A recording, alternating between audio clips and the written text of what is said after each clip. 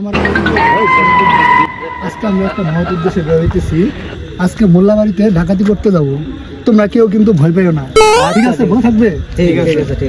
আর আমরা তো চোর না, রাতে কেন যাব? আমরা তো ডাকাত, আমরা যাব দিনের বেলা। এই ওর একটা লাথি মারতো। তুই যাই লেবালি খলিল না, তাই তো বলি মাছের গন্ধ আছে। এই ওর দলে নিছে কি?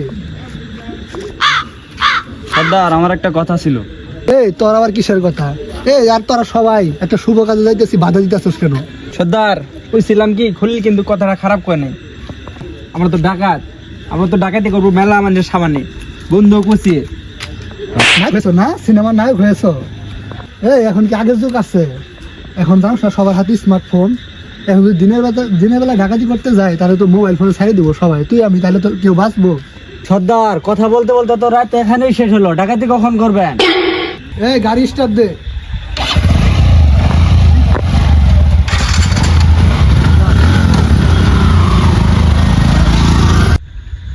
এই সবাই নাম, আমরা এসে গেছি, এটাই মোল্লাবাড়ি।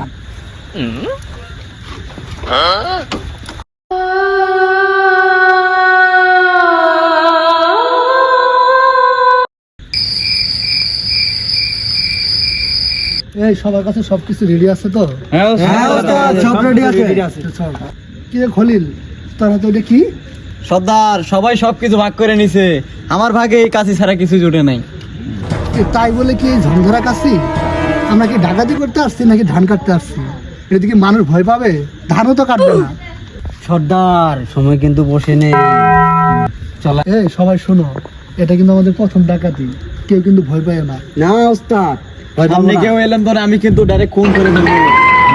গরম না, আমরা কি মানুষ খুন করতে আসছি না ডাকাতি করতে আসছি? এই আমি আগে আছি, তোর আমার পিছায়।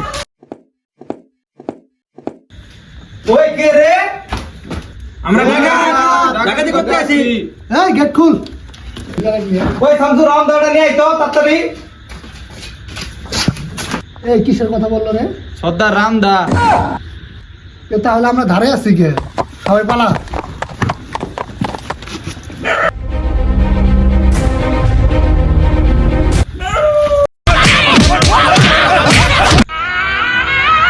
আমি কাদের নিয়ে ডাকাতি করতে এলাম রে, সবাই ভাগলো।